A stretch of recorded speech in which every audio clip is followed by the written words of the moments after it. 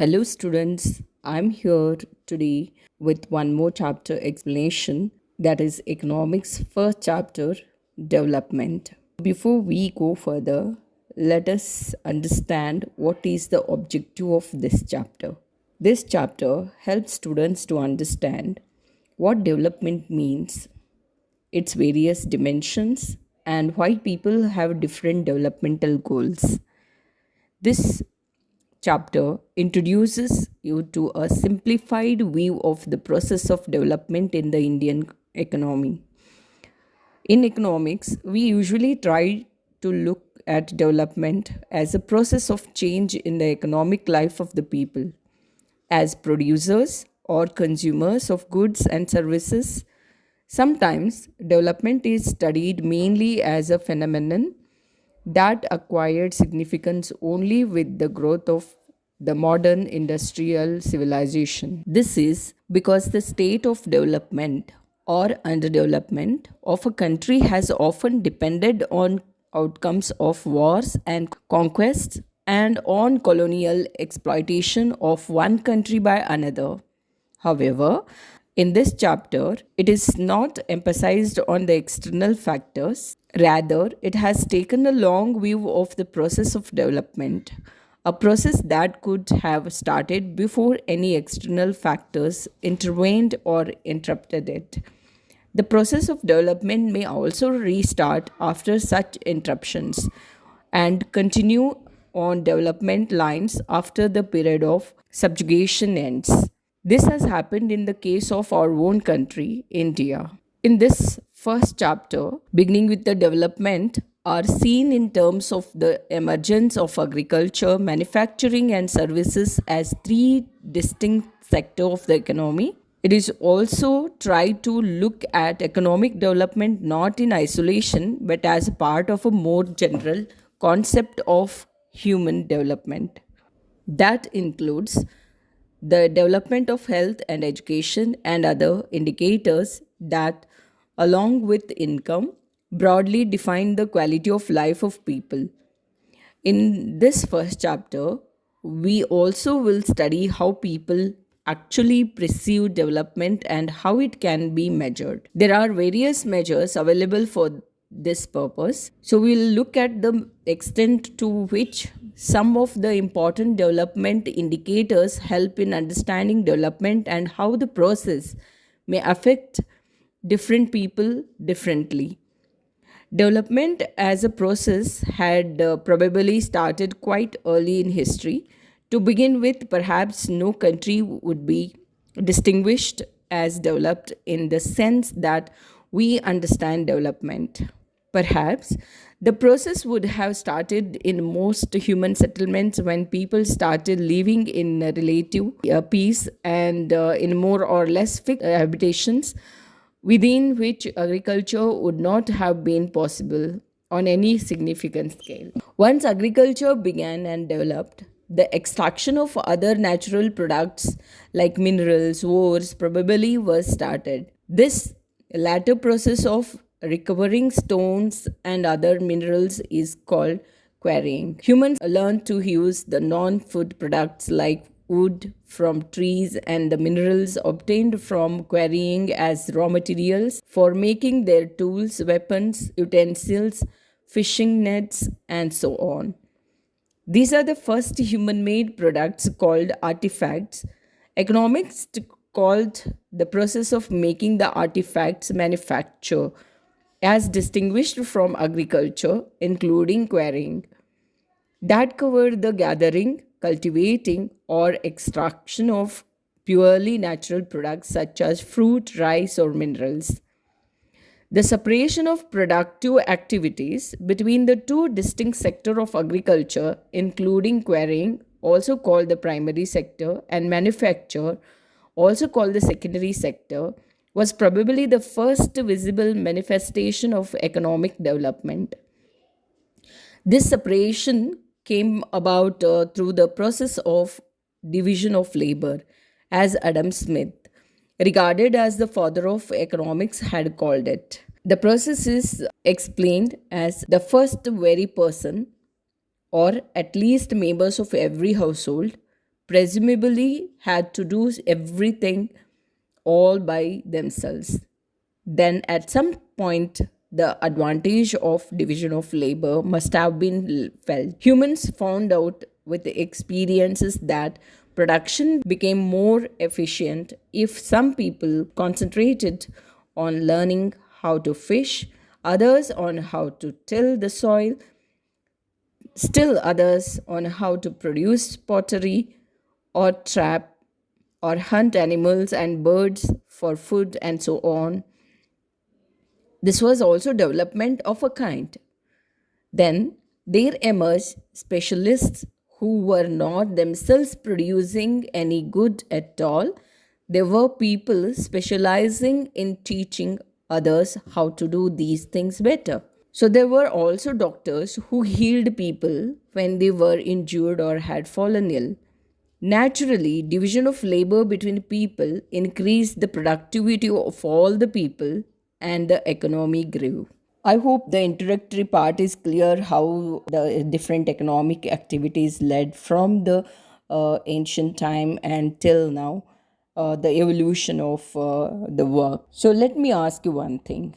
What comes to mind when you hear the word development? You can also type your answer in the chat box whenever you come across questions like this across the video. Yes, I can get some of the answers: buildings, getting good job, education, higher education. Lot more answers I could get here. That's a good thing. We can have the look at Mentimeter. The students have given various answers. You can have a look at the screen, the different answers given by the students. Space scientists crack IAS exams to travel to different places. I want to go into defense and really want to be independent in a very young age. Okay. I want to be a best architect. That's great. Space scientist, crack IAS exams. My goal is to go London and join the London Dance Institution and learn dance over there and then come back to my country and open a dance studio of my own. To be happy, badminton player, IAS, army, so many things. Okay. I want to become a cardiology doctor or IAS officer. Crack JEE and get computer science in IIT Bombay. Work hard and meet Elon Musk and work with him in creator Iron Man's suit. To be a successful person, make my parents proud, become a businessman or a military officer, prime minister. My goal is to achieve my all my dream and to become a doctor, to become a neurologist doctor, then to be smart. Responses you can see here. When you look at these responses, you can see that almost all the responses are different. So what do we understand from this? That is, each person have their own goals. So what one has a goal may not be the goal of others. And also we can see there some are materialistic goals and some are non-materialistic goals. I'll put it in this way: some are income based goals and some are non-income based goals. Before proceeding further, let's have a look at what are the concepts we are going to cover in the chapter. Goals. What do development promises? Under goals, it can be our income and other goals, materialistic goals, non-materialistic goals. The second main concept is dimensions: economic growth and economic development. What do they mean? So, on what basis they compare the countries? Then, third main concept is measurement. So, who prepares this report? So, whose task is that to compare the countries? So World Bank and UNDP. We are going to learn in depth of it on what basis they compare the countries and prepare the list. So here we have a in detailed sub concepts under each. So you can have a look at, and if you want to know down, you can know down. So along with these concepts, we are also going to look at public facilities, sustainability of development, BMI, that is body mass index, with many more examples and comparisons. So let's begin with in detail learning. As we progress the chapter, there are many terms which we should know the meaning of. So we will explore together when we come across those terms. So now first and foremost thing comes to mind is development. What is development? So looking at the images over here, you can imagine, you can guess the definition of development. So if you come across any definition to mind after looking at these images, so you can type in the chat box. Okay, let me define what is development. Development is a comprehensive improvement in living standards, including both material and not material aspects. So, what are material development? Material development includes better income, infrastructure, and resources. Non material development includes equality, freedom, security, happiness, etc. The images on the screen talk about increase in the income, that is, more income, reduction, the gap between the haves and have nots, education, and health condition. So, improvement, development is nothing but improvement in terms of income, equal treatment, freedom, security, good education facilities, and better health condition of a country. Now let us understand what is the difference between economic growth and economic development. As you can see two images here, image A and image B. Hope you might be getting the difference in both the images. Image A shows us the growth, demographical change in human life from childhood to youth to older age. So, whereas image B talks about the development. So, the icons which you can see there will help you to understand. Along with the growth, it is also helping to expand your knowledge, your earning, your personality. So it is more of qualitative, and whereas growth is of quantitative. When we talk about development of a person, so we talk about a whole, the personality of a person, including professional growth, physical growth, wealth, environmental betterment of the mental ability, emotional and better interpersonal skills. So we talk about many more aspects when we talk about the development of a person. So similarly, when we look at the growth and development of economy of a country, we talk about economic growth. Let's have a look at the difference between the economic growth and economic development. Economic growth refers to the rise in the value everything produced within an economy, whereas economic development talks about is a process of rise in real national income due to structural changes for a longer period.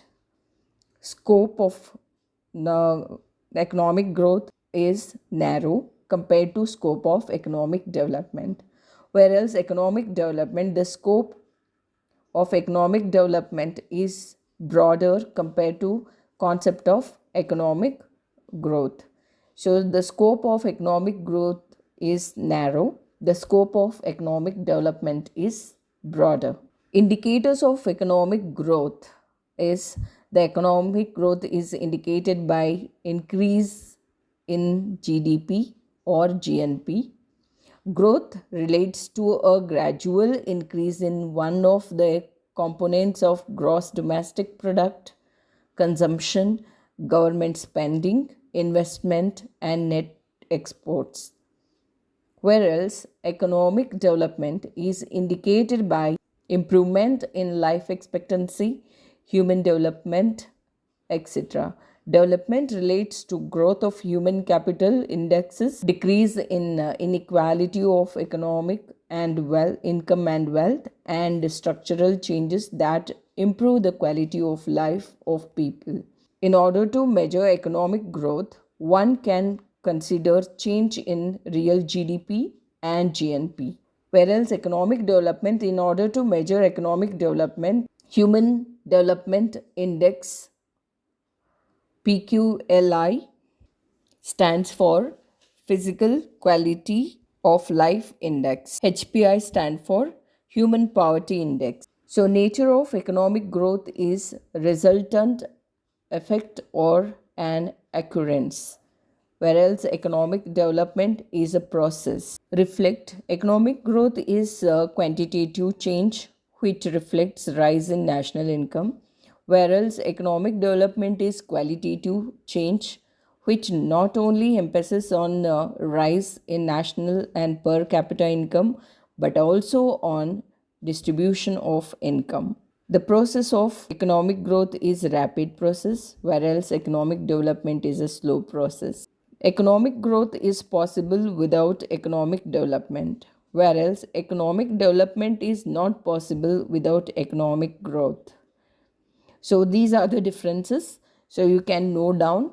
Hope it is clear. If it is not, kindly type in the chat box. We will get back to you. So let's have a look at what development promises. So table 1.1 in your textbook, developmental goals of different categories of persons is given. So let's have a look at what they have given and what we can fill in the blanks there. Category of a person and developmental goals or aspirations. So landless rural laborers, what usually they have a developmental goals. So more days of work and better wages. You can see that they are landless rural laborers. Obviously, they want better wages, better working conditions. Then local schools is available to provide a quality education for their children. And there is no social discrimination, and they too can become a leaders in the village. So these are the possible developmental goal for landless rural laborers. So let's have a look at the other category of persons. Prosperous farmer from Punjab. So what usually the rich or the large land farmers from Punjab have a developmental goals. Assured a high family income through higher support prices for their crops and through hard working and cheap laborers. They should be able to settle their children abroad, and many more can be added to this. Better yielding, better supporting price for their crops in the market. Then farmers who depend only on rain for growing crops. So children, can you guess and type your answer in the chat box? What would be the developmental goal for farmers who depend only on rain for growing crops? So you see, they are totally depend on rainfall. So rainfall is uncertain. What would be their developmental goal? Okay, let me give you the answer for this. Alternate irrigation facilities, obviously. It can be a canals, can be a bore wells, then cheap laborers, better facilities for their children, in addition to the main developmental goal. So now, next one, can you guess? What would be the developmental goal for a rural woman, a land owning family? So, women in that family usually expect, or what would be their developmental goal? Think about, you should empathize yourself. They are rural women. So, you can type your answer in the chat box and check whether your answer is correct. Higher education for their children, more earning from the land. More than this, what would be a rural woman from a land owning family expect is equality, then role in decision making of the family. So think of next one, urban unemployed youth. So what would be the developmental goal for an urban unemployed youth? You might have seen many around. Obviously, it is getting a job, regular income, settlement in life. So now think, for a boy from a rich urban family, what would be his developmental goal? Okay, check your answer. More freedom, self decision making power, study abroad, The next one is given in the textbook. The next one is given in the textbook. A girl from a rich urban family. So the girl from the rich urban family, her aspirations are she gets as much freedom as her brother and is able to decide what she wants to do in life. She is able to pursue her studies abroad. So now you guess what would be the developmental goal for an Adivasi from Narmada Valley. I hope you all are aware about Narmada Valley. You might have heard about Narmada Bachao Andolan, where Narmada river flows in Gujarat. So government decided to increase the height of the dam.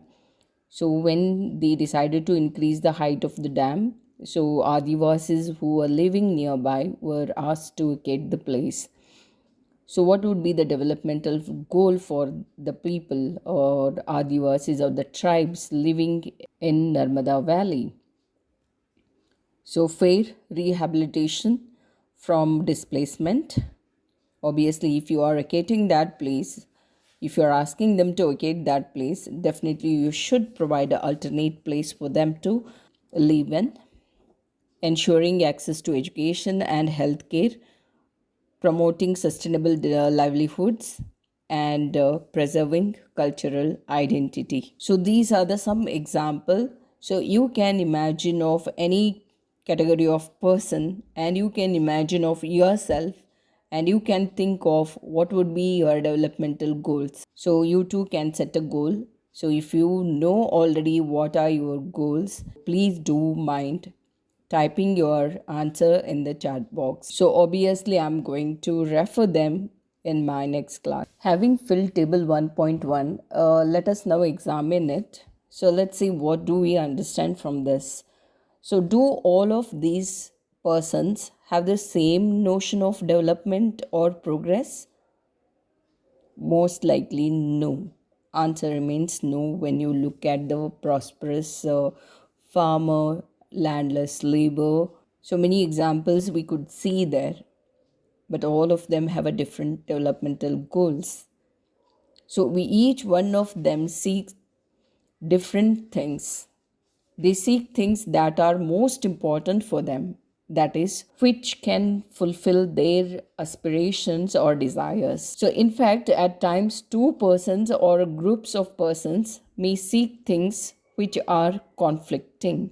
So, we will look into this with example. So, this example, which I'm going to tell you now, you might have experienced at home. A girl expects as much freedom and opportunity as her brother, and that he also shares in the household work. Her brother may not like this. Similarly, to get more electricity, industrialists may not want more dams, but this may submerge the land and disrupt the lives of people who are displaced, such as tribals. They might resent this and may prefer small check dams or tanks to irrigate their land. So, in both the cases where you can see a girl who expect from her brother to do household work, where she expect her to be free and as much as her brother, but he denies, so they are conflicting. Similarly, where you can see another example where electricity or industries may want more dams to be constructed, but this may affect the life of other people. Two things are quite clear in this. The one is different persons can have a different developmental goals. And second one is what may be development for one may not be development for other. As we saw in table 1.1, so landless rural labor may expect a better working condition and better wages, whereas a prosperous farmer from Punjab, he aspires to have a high family income through higher support prices for their crops and through hard working and cheap labors. It can even be destructive to others.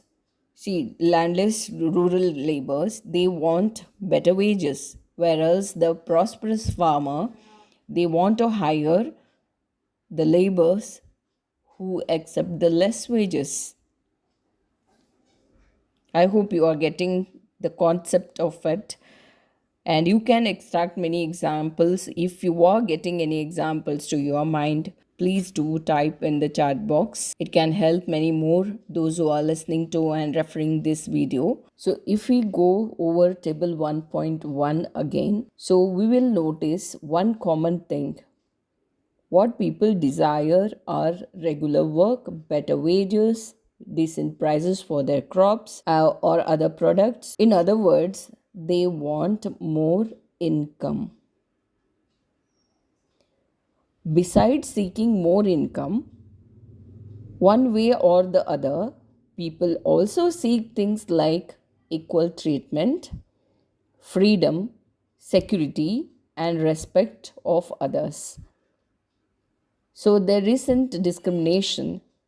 All these are important goals. In fact, in some cases, these may be more important than more income or more consumption, because material goods are not all that you need to live. Money can buy the materials, but not the quality of our life. Our life also depends on non material things, just like equality, freedom, security, safety, pollution free environment, and many more examples can be given. If you find out any examples, materialistic and non materialistic, kindly type in the chat box. Let us analyze the given situation here. So here is an advertisement for recruitment for faculty and non-teaching staff positions. Let's imagine there is a person called Sham, a 25 years old man who has completed his graduation and searching for job. So one day he saw an advertisement for job application in the newspaper for his suitable. Let us assume that he lives in Ahmedabad and the location of the institution where he found this ad is located in Vadodara. Do you feel Sham should apply for this job? If no, why? Or if yes, what all the factor he should look at? Suppose you were the Sham and you have to apply for the job here. So what do you look at? Whatever is your response, give reason in keywords, you can type it. So let us go by both the answers. If it is no, why it should be? Maybe it is far away for him. Maybe he waits for another opportunities. Maybe he is not happy with the payment mentioned over there. Maybe he has no travel convenience. So lot more other factors can be considered.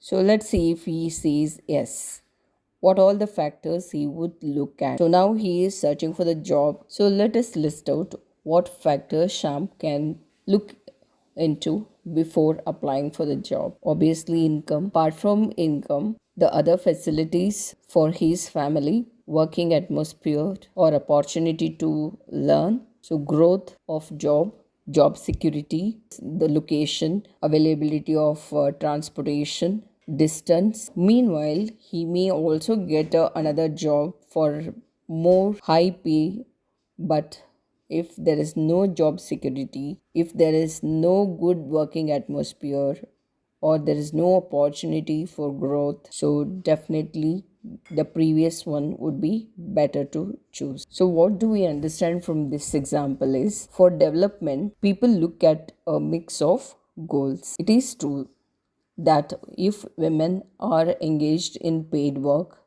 their dignity in the household and society increases. However, it is also the case that if there is a respect for women, there would be more sharing of housework and a greater acceptance of women working outside. A safe and secure environment may allow more women to take up a variety of jobs or run a business. Hence, the developmental goals that people have are not only about better income but also about other important things in life. Have a look at this now. This is from your textbook, page number 6. Let us work these out. The first question is, why do different people have different notions of development? Which of the following explanation is more important and why? Option A, because people are different. Option B, because life situations of persons are different. What do you think? Whether it is A or B? Option is B. Different persons have different notions of development because life situations of persons are different.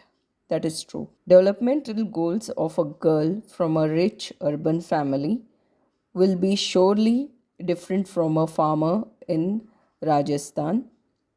It is because their situations, lifestyle, and status are very different from each other. You just can talk to your classmate or your benchmate and ask them, and you will get to know. So, the notion about development they have is different than you have because the situation they are in, the situation you are in, are different. A goal which a person has entirely depends on his or her present life situation over a period of time. If the situation changes, automatically goals of a person will also change. Now let us have a look at second question.